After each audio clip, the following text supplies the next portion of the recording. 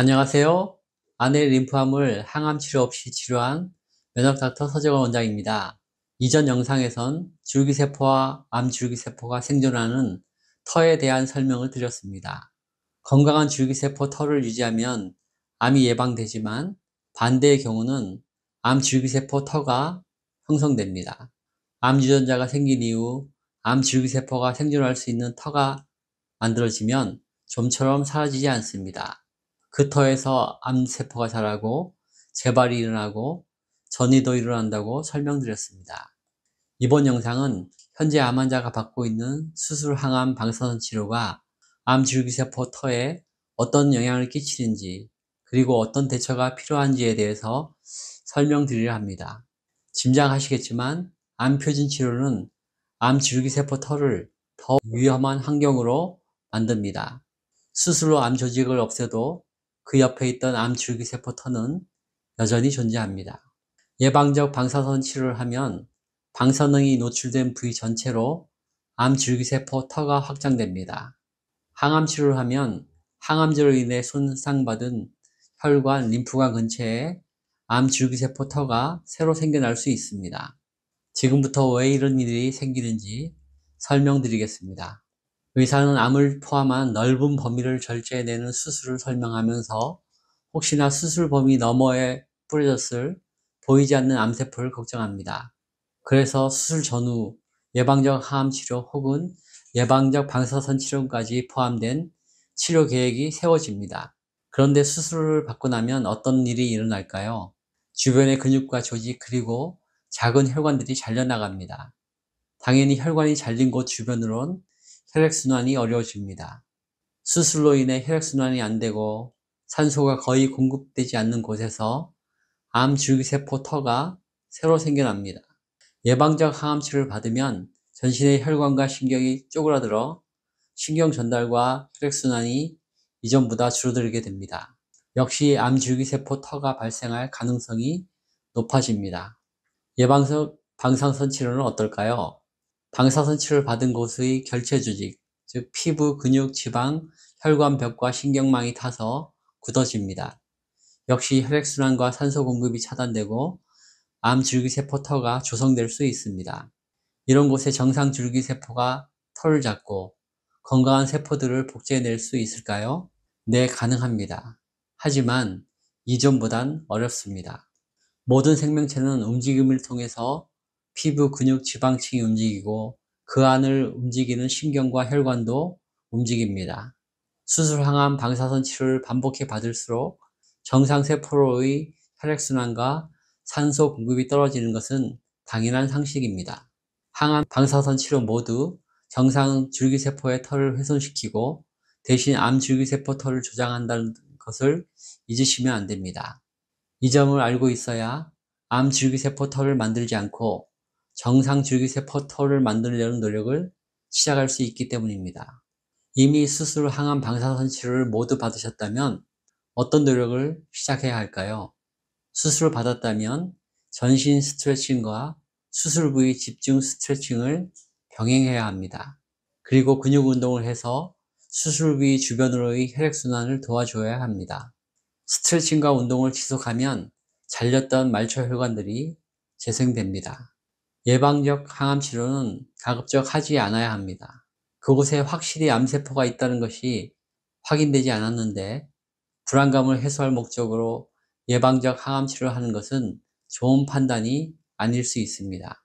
면역력 저하가 불가피하고 예방적 치료로는 전신을 암줄기세포로 만드는 털을 조성할 수 있습니다. 항암 치료 중 2차암, 3차암이 생기는 경우가 이 때문이라 생각합니다. 애써 수술로 없앤 암 조직 주변에 암 재발을 조장하거나 2차, 3차암을 발생시킬 수 있고 원격 전이 위험도 초래할 수 있어 보입니다. 만약 예방적 항암 치료를 받았다면 약 2달간 주 2, 3회 항산화 기능성 영양제가 포함된 면역 칵테일 수액 치료와 면역 주사 그리고 영양 케어가 필요합니다. 예방적 방사선 치료를 받았다면 근육 운동보다 스트레칭이 더 중요합니다. 마찬가지로 주 2회 항산화 수액 치료와 면역 주사 그리고 영양 케어가 필요합니다. 이렇게 해야 암줄기세포 터가 조성될 위험을 해소할 수 있습니다. 암줄기세포는 어느 곳에서나 생길 수 있지만 아무 데서나 생기질 않습니다. 암줄기세포가 생길 수 있는 터가 있다고 말씀드렸었죠. 혈관으로부터 멀리 떨어져 있어 혈액과 산소가 거의 도달하지 않는 곳, 즉 정상세포가 생존하기엔 척박한 곳에서 암 유전자 돌연변이가 일어나고 그곳에서 암줄기세포가 생겨납니다. 반대로 정상 조직의 줄기세포는 혈액과 산소 그리고 영양이 충분한 곳에 터를 잡습니다. 그러니 암 환자라면 치료를 위해 장기간 거주하는 환경을 우선적으로 고려해야 합니다. 암줄기세포가 털을 잡고 암세포를 복제해낼 수 없는 그런 환경이면 좋습니다. 혈관에서 가장 먼 곳까지도 혈액과 음이온 산소가 도달하려면 어떤 조건을 충족시켜야 할 거예요. 음이온 산소란 전자를 하나 더 얻어서 불안정해진 산소를 말합니다. 음이온 산소는 안정화되기 위해서 전자를 줄 상대를 찾습니다. 즉 양이온을 찾는 것이죠. 암줄기세포가 털을 잡고 있는 곳, 암세포가 자라고 있는 그곳에 양이온이 많이 존재합니다. 음이온 산소를 흡입하면 혈액 속으로 산소가 녹아들어가고 양이온이 많은 먼 곳까지 산소가 전달될 수 있습니다. 그래서 암 환자는 음이온을 호흡하는 것만으로도 심신이 편안해지고 피로감이 줄어듭니다.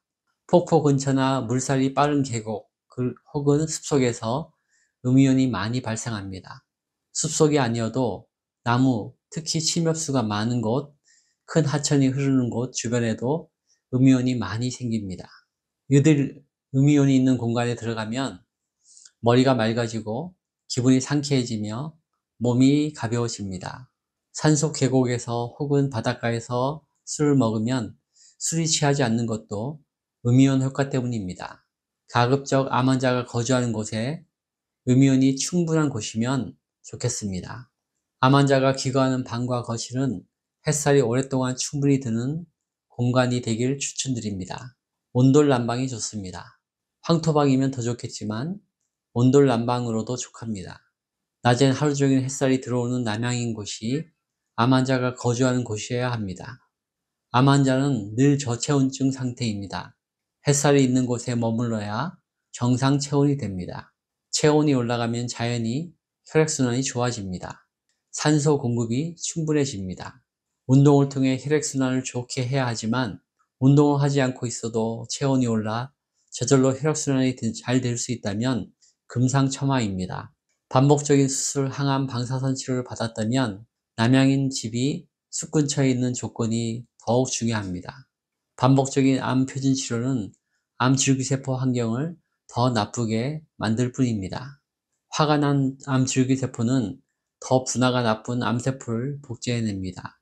더 공격적이고 더 빨리 자라나는 암세포를 만난다는 것은 공포 자체입니다.